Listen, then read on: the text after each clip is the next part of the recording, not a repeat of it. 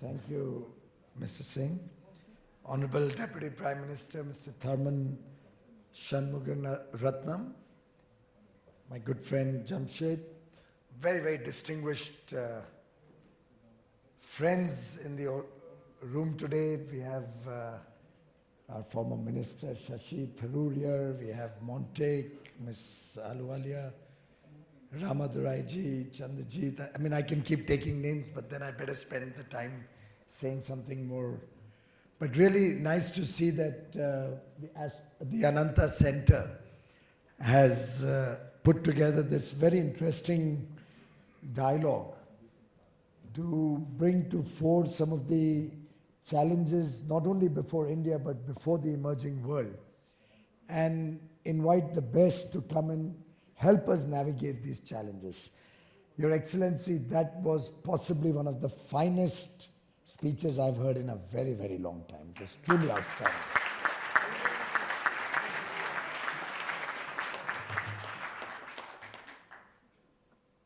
No wonder Singapore is where it is, truly.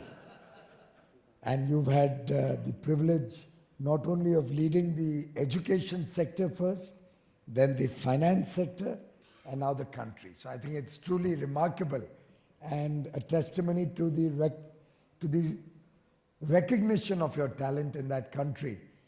And to my mind, in the short span of time, you've encapsulated all that Prime Minister Modi has been trying to inculcate in our country in the last 2 years. In some sense, almost weaving it into a textile which could create a beautiful fabric. So it's truly remarkable how all of that you said resonates with the India story that we are trying to create here. Of course, when I came into the room, my office had told me that we have a dinner with the Honorable Deputy Prime Minister. So I was immensely pleased that for a change, somebody is going to get us to a free dinner.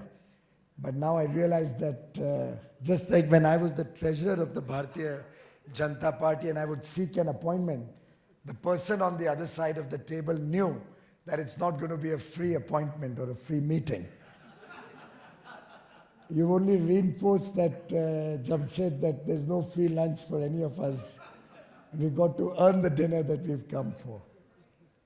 So I'll try to pick on some of the threads that the Deputy Prime Minister has so beautifully articulated today. And in some sense, the different scenarios that we are seeing around the world and the different projections. We are seeing all sorts of doomsday theories, and we are hearing about a huge bright future ahead of us. All of these theories are floating around. But I think what you concluded with is truly the scenario that India is looking forward to articulate and take forward, the spirit of optimism, the can-do attitude that is possible, particularly possible in a country where there's such a huge demographic dividend, the youth of India aspiring for a better quality of life. Something which is very much doable in India. What we always looked for was, to my mind, only two things. What India has been yearning for has been decisive leadership and vision. And you spoke about different financing models, different roles of government, different ways that connectivity can be brought into any economy. The role that good quality education, skill development, the digital world, technology. Now, all of these can only play their role once the nation has a vision ahead. The nation is planning for something which is a little extraordinary, beyond the norm. And today, India is planning its future, not for this 7% growth that we are currently at. And I certainly very much value that input which you gave us today, that India is underperforming when it comes to our productivity potential. And if one was to see the 4% productivity growth and juxtapose it to the 7%, 7.5% economic growth, then clearly the double-digit growth is very much in the realm of possibility. If we can set our productivity right, if we can get that optimism back into the economy, and possibly also see where the inclusive nature of growth is missing in the whole story that India is creating. I'm not so sure even this 7.5% growth, while it's very interesting, it's very impressive, is actually able to transform lives at the bottom of the pyramid as yet. And to my mind, the enablers to make that happen lie in what you mentioned into the getting into the digital world, leapfrogging technology, making sure our people receive the best of quality of education, taking skill development as an important element of the agenda of any government. And it's only when we put together all of these pieces that we can look at addressing those challenges that you talked about, the challenges of productivity, the challenges of connectivity, and the challenges of good governance. To my mind, the world today, which we all recognize is faced with these twin challenges of terrorism and climate change, have a solution to the problems of the world within terrorism and climate change. You spoke at length about the change in investment mix from the 90s to today, where capex has gone from 80-90%, it's gone down to under 50% in the United States. I think that's not a story of the United States, it's a story across the world. India today is finding a similar situation, and when we draw budgets, and Mr. Montek Singh Ahluwalia would probably be far more knowledgeable about this subject than me, but we are clearly seeing the skew towards revenue expenditure as against capex or investment expenditure. And in that sense, when we look at the solutions to address the challenge of climate change and making the world more sustainable, I think that also will present to us an opportunity to set the economic agenda right. Today, energy, a field with which I'm now more conversant, presents to us probably one of the largest investment opportunities across the world. As the world moves out of fossil fuels, moves into more sustainable development, we observe that most of the renewable forms of energy, most of the alternate energies that the world is trying to develop across frontiers are all capex oriented. They are largely based on large amounts of capital investment with a much lower focus on operating costs. So be it solar, be it wind energy, be it all the effort to move into waste to energy, be it the global effort to once again focus on storage technologies, cleaner fuels, all of them involve a large amount of capital investment and a very small amount of operating expenditure as we go forward. And in some sense, while that will not only save the world, it can also kickstart the investment cycle, not only for a country like India, but across the world. So as India moves towards more and more sustainable development, we find that almost all the countries of Europe and the United States, almost all the countries, even in the eastern side, be it China, Japan, or Australia, and other such countries, are also worried about the impact of climate change and are reorienting their investments in the energy field. And in that sense, to me, while India presents $1 trillion opportunity in the next 15 years, only in the energy space, when we look at the world as a whole and the advancements of technology, I wouldn't be surprised if we could actually look at re-energizing higher growth, not only in emerging markets, but also in the developed world, using energy as the fulcrum of development. And along with energy will come the digital age, along with energy will come with new technologies, along with energy will come, or sustainable forms of energy, will come a new form of mobility. Electric vehicles, for example. That could possibly be the next wave of growth, where we are looking at reorienting the way people move or travel. And as, a very small beginning, even on air travel, through that solar plane which went around the world, may sound like a very silly idea today. But if one looks back, the original airplanes also came out of some silly ideas or very, very rustic technology. We are already looking at very highly efficient solar technologies, geothermal technologies. Technologies in wind and hydro are improving by the day. And storage costs are coming down by leaps and bounds, just like we've seen the revolution in the memory technology or the computing technology. So I would think that if one of the primary ways to re-energize the economies around the world, including India, would be our effort to make the world cleaner, greener, more sustainable, and address the severe threat of climate change. Of course, all that you mentioned about good governance, quality education, higher levels of skill development are probably the biggest opportunities that India today will have to grab.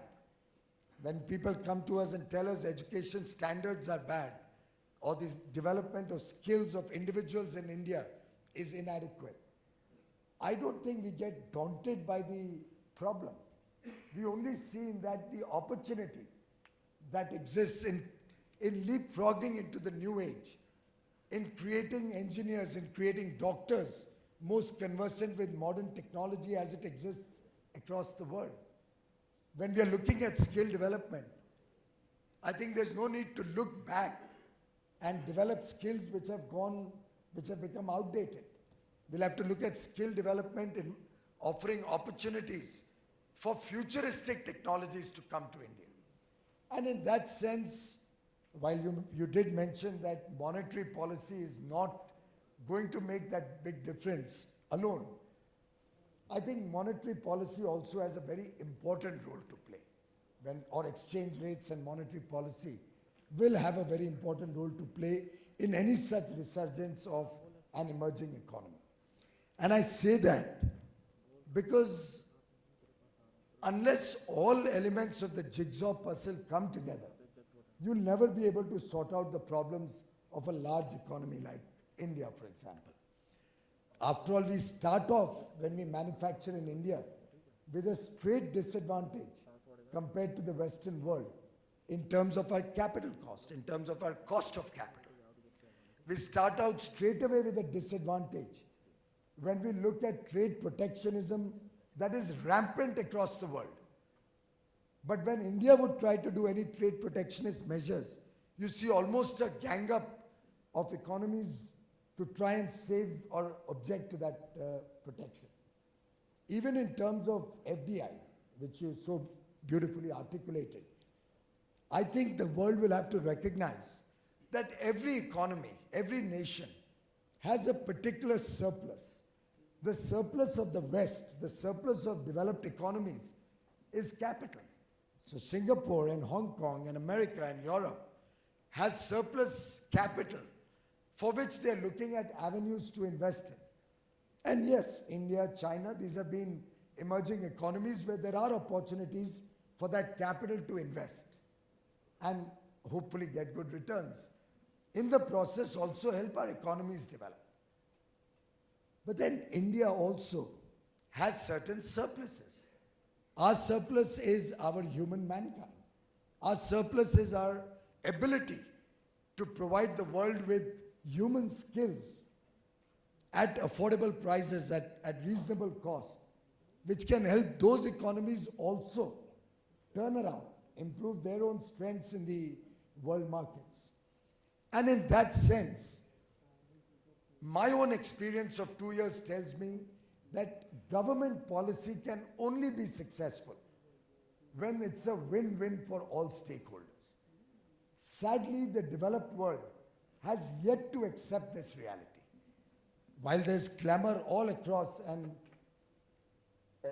organizations or discussions such as the one we are having today will find a lot of resonance across the board when it comes to opening up FDI, when it comes to allowing free flow of capital both ways. Unfortunately, even within the country, we find very little understanding and resonance to the question of more mobility or exchange of human skills between the developed world and the emerging economies. And I think that will be a subject which the world will have to recognize. That is an issue that is grappling policymakers even in India as we try and open up our economies, try and invite investments from across the world. The challenge of this one-way traffic. And for that matter, India hardly has any restrictions when it comes to foreign investments. Today, India is an open economy. There may be hardly 4 or 5 sectors, if at all, where there are certain restrictions. But those restrictions you will find in the most developed of economies. Equally harsh, if not worse. Trade protectionism in the Western world is probably far more than what is done in a country like India. And when it comes to trade protectionism, non-tariff barriers are being freely used by almost every developed economy, but which don't come under the umbrella of any WTO or any constraints. Unfortunately, countries like India would then be forced at the next level to look at the learnings we can get from the West, which may not necessarily be good for the world economy, but would become a compulsion for a country like India going forward. I mean, I remember when we tried to save our steel industry and put in some safeguards on the steel industry, we heard some clamor from around the world, but barely a week later, the world's largest economy put in a 267% import duty for steel products. So I fail to understand from where this great economic thinking comes from, where what I do is right, but if you do the same thing, that's not right. I can protect my boundaries from your people coming in or providing support to my economy. But I want to provide support to your economy. You should allow me free access. You should allow me free capital flows. I think this unequal world is something which will need to be addressed, will need to be understood by the developed countries. And the sensitivities around this unequal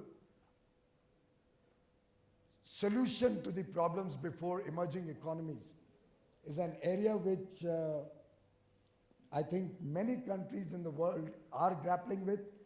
I'll share a small instance that happened only yesterday. We were at a program where we had heads of missions of about 80 countries discussing the International Solar Alliance only yesterday.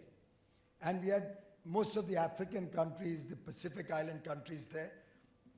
A representative of one of the African countries stood up and he asked me that will Africa get the same treatment that we usually get in all the multilateral agencies, where any effort to involve us is almost mercenary. I'm not quoting his exact words, but the sense was this. And will we be receiving favors or gratitude when we join the International Solar Alliance? And I think it was a telling commentary on how the world has viewed backward nations or developing nations or underdeveloped countries. In fact, I'm on record on several occasions to talk about the way we look at providing energy access to the African nations. Many parts of the world, I hear this story emerging, and all of Davos talks about energy being provided to African countries through the provision of one solar lamp. I think they often put in a mobile charger and think that, look, we've given them energy access and we've connected them. One solar lamp, which probably costs $10 with a small socket to charge their mobiles. And it's a redemption of all the guilt of so many years. We've provided energy access and we've provided connectivity to the poor of Africa. I think times have changed. We'll have to recognize that this will not work very long. After all, where does terrorism originate from? We all recognize terrorism does not have a religion. Terrorism does not have any origins necessarily in one country or a few countries alone. Now the world is grappling with terrorism. But if one was to go into the root cause analysis of terrorism, it will come out of economic deprivation. Even in India, we have 150 districts which are affected by Maoist activities. Activities which are of a violent nature and are often a cause of underdevelopment of those areas. But that Naxalite Maoist activity originates in the fact that we've left them deprived for far too long, only to receive this reaction for having missed out on the development agenda of the world. To my mind, even if one was to look at where the terrorism is originating from, you will find a lot of it is coming from areas which did not get the fruits of economic development, save and except one or two.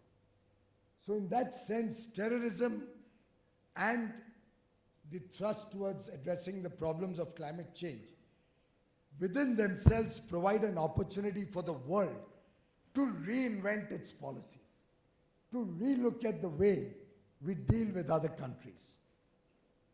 Quantitative easing you talked about, sir. Quantitative easing is an issue which is talked about more in the press in terms of speculation than actual action. So you almost had the world economy for 12 months struggling with when interest rates are going to rise in the United States. And towards that one speculation, I think the world economy vacillated for almost 12 months, waiting for it to happen or watching when it will happen, will it happen, what will be the extent of that. And I think it's time emerging economies like India probably looked inward to re-energize their growth agenda.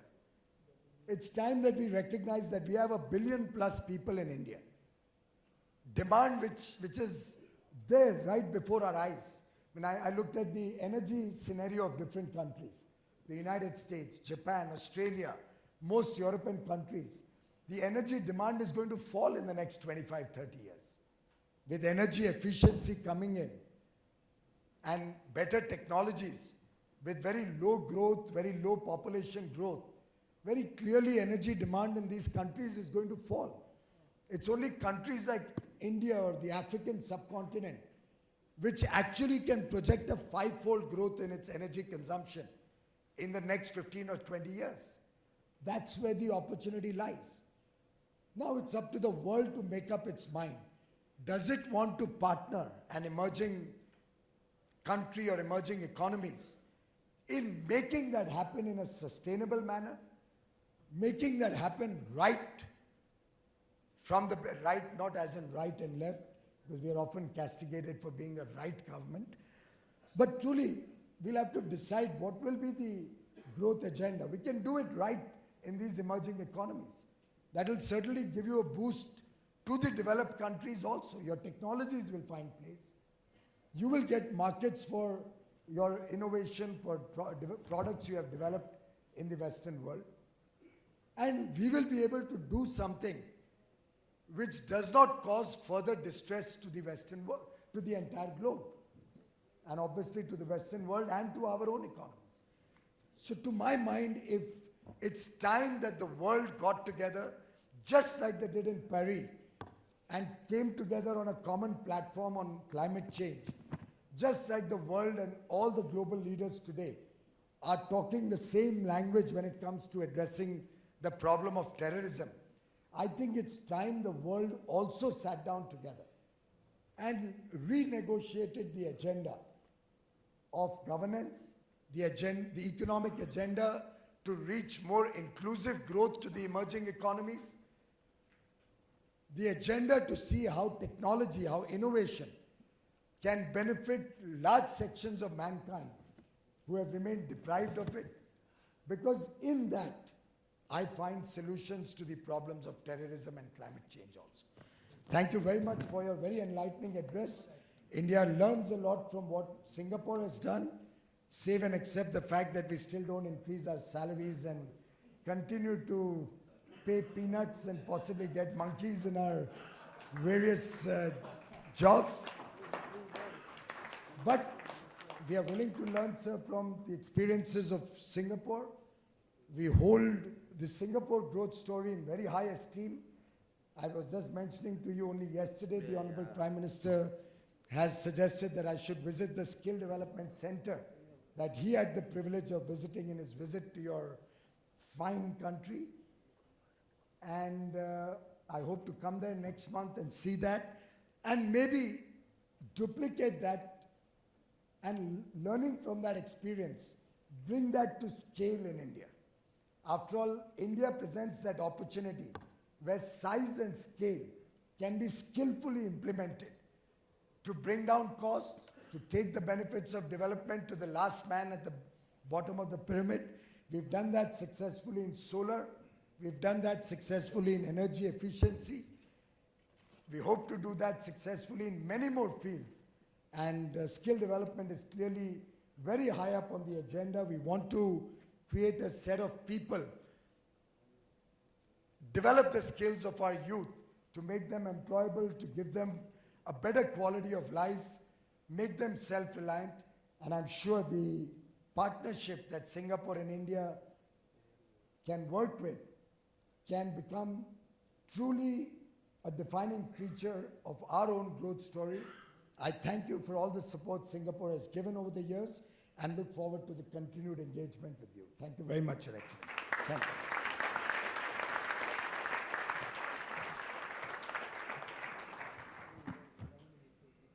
We now move to the second part of today's function, which is the launch of the India-Singapore commemorative book. And may I also invite, on this occasion, Professor Log to make some opening remarks. Jamshed.